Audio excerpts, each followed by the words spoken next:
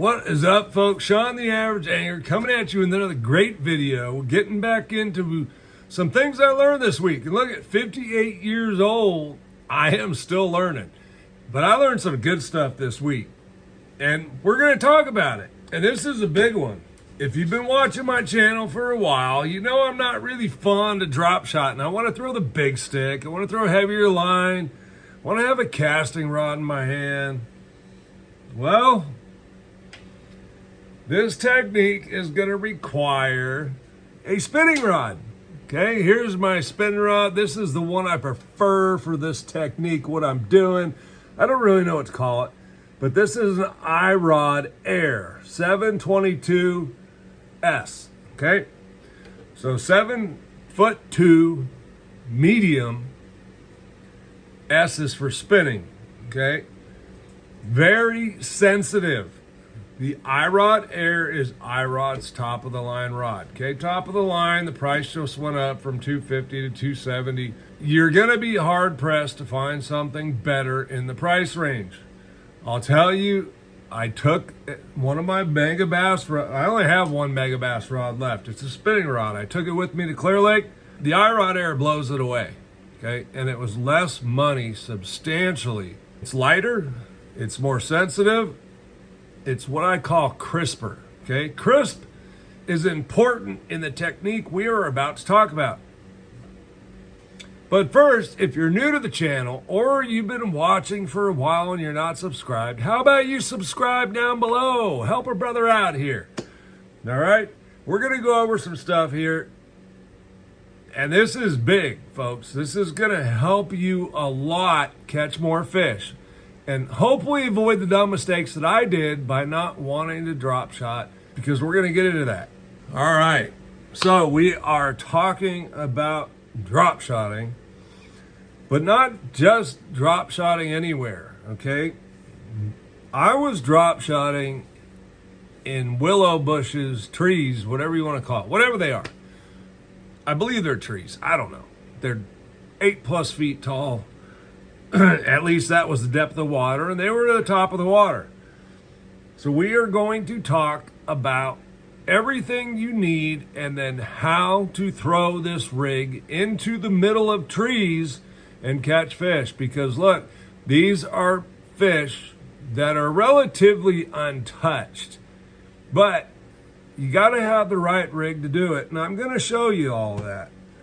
Now, first of all, I was at the Coyote Bait and Tackle yesterday. They had their big annual spring sale the last 3 days, and I was working there yesterday. And when I was done, I picked up some things. Okay, the Owner Cover Shot. You will need, this is hands down the best drop shot hook I've ever used, and I was just introduced to it this week. Okay, and this is the rig that I was fishing in the trees. Okay, there's a 2/0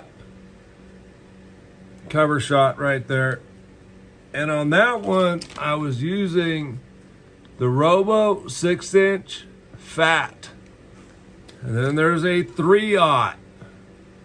On that one I was fishing the 7-inch straight, and I'm going to show you how I rigged it. Okay, because this is a key part of getting it back out of the tree, that's why you need the sensitive rod, folks. The sensitive rod is there so you can feel every little bump and tick as you're reeling it back up through that tree, because if you don't, you could bury that hook point, and let me tell you, this thing is freaking sharp. You could bury that hook point right into a branch, and then you got all those other kinds of problems when you could simply avoid it. Okay, we're going to go right in through the nose, out, just like any other worm, right? This is the basic side. This is the side that we all know. Now, the important part is here. You're just going to put that worm in a bit. Don't expose it. You don't need to do that. We want the plastic up here to protect that hook point when you're pulling it out of the trees. Now what I'm doing or using weight-wise is a cylinder style 3/16 down to an 1/8, depending on your feel, wind, that kind of stuff. You don't need to go any heavier than a 3/16. I had to go to a 3/16 because there was moss on the branches and I needed the weight to pull my bait down to the bottom. Look, it's always better if your worm is meandering down, not crashing down. Okay, so use as light as you can get away with that 6 or 7 inch worm going down through branches.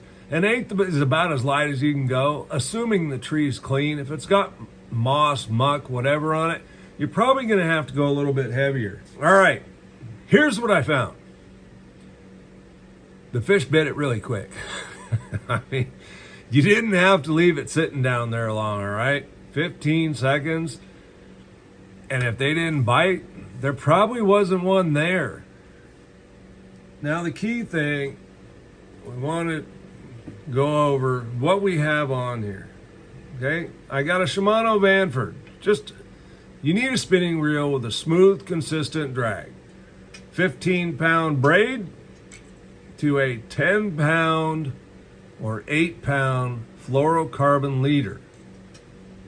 Okay, a lot of times in the spring, those fish can be very sensitive to line size. The winners at Clear Lake were both using 8-pound fluorocarbon. Okay, they both weighed over 100 pounds for 3 days. So figure it out. It's better than a 6-pound average. And they didn't have a problem getting their fish in. And I'll tell you right now, I didn't have a problem getting my fish in either. Now you're probably wondering, how are you pulling those fish out of the trees? Well, I'm not. Part of having the right rod and all that is to work to your benefit. Obviously, with 10-pound leader or 8-pound leader, I'm not yanking any 5-6 pounders out of the trees. And that's what I was catching in the trees. I'm setting the hook and I'm pulling on them. And if I feel they're in the tree or stuck in the tree, I give some rod back, but keep a slight bend in the tip. Just keep it slightly loaded. Loaded so that they can still pull it and go where they want. Bass, 95% of the time, are going to go for deeper water. They'll come out of the tree as long as you let them do it. Okay? Every one of my fish came out of the tree on their own. I did not yank them out. I didn't pull them out. I just kept some pressure on them, gave them the rod so they had the extra space, and they all came out. Not saying it'll never happen. The one doesn't turn and go the other way. But would you have got that bite if you weren't throwing that rig? That's the big thing you got to ask yourself. And that's really what I found, okay? I'm very stubborn. I don't like to drop shot. But this week changed that. I saw the quality of fish, and I was struggling outside of that. So get yourself a good rod for drop shotting, okay? So it's got to be sensitive to pull it out of the trees. And this is where we're going to get into that sensitivity. It's not so much feeling the bite and fighting the fish.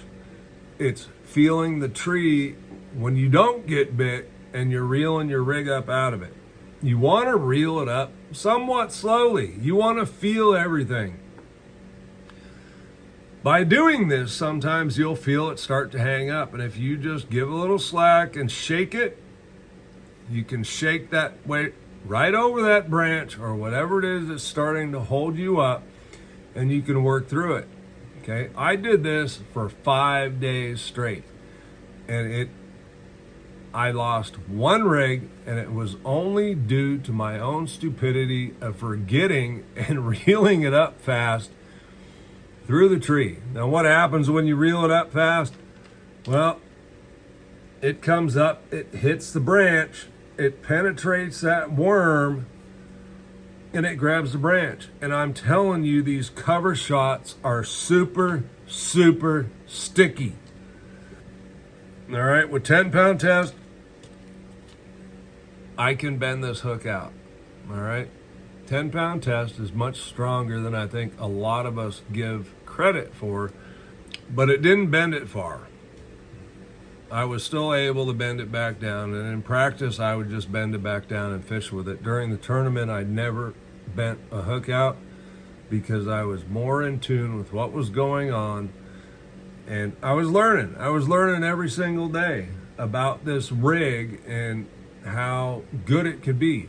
Look, it's no mistake every year, and I don't care where you are in the country, lighter line and spinning rods tend to catch giant fish. And I've known this for a long time, but I've been very stubborn to wrap my head around it and take it in as my own. Well, not this time. I got home, I ordered a couple new rods from Irod, got those coming. I am going to start embracing this and fishing that spinning rod a lot more, because look, let me tell you, getting the bites is the deal. You can fight a fish to the boat without any problem. 95%, maybe even higher, maybe it's 99% of the time, those fish come out of the cover and want to get to open water. Well, when open water, guys, we got no problem fighting the fish. Let them swim around, keep pressure on them. They tire out pretty quick. I encourage you to pick up a spinning rod.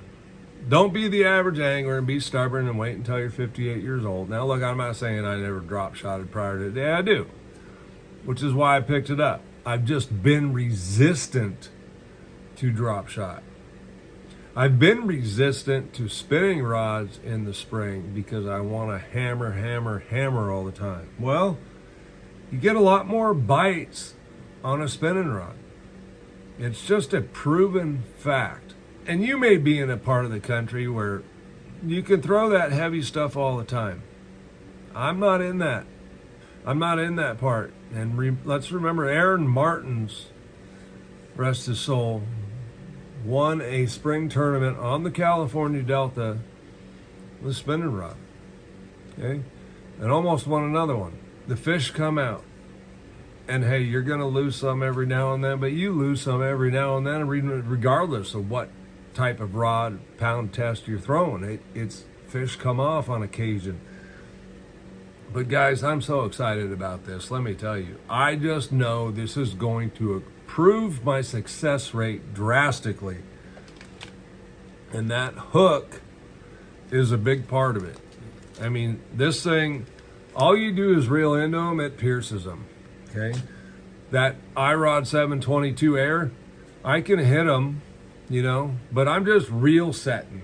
Reel down, let it start to load, set, and it's on. Okay? We caught a lot of fish on that technique this week, and the drop shot's just that good. You can throw it in tules, you can throw it around docks, you can throw it in the bushes, in the trees.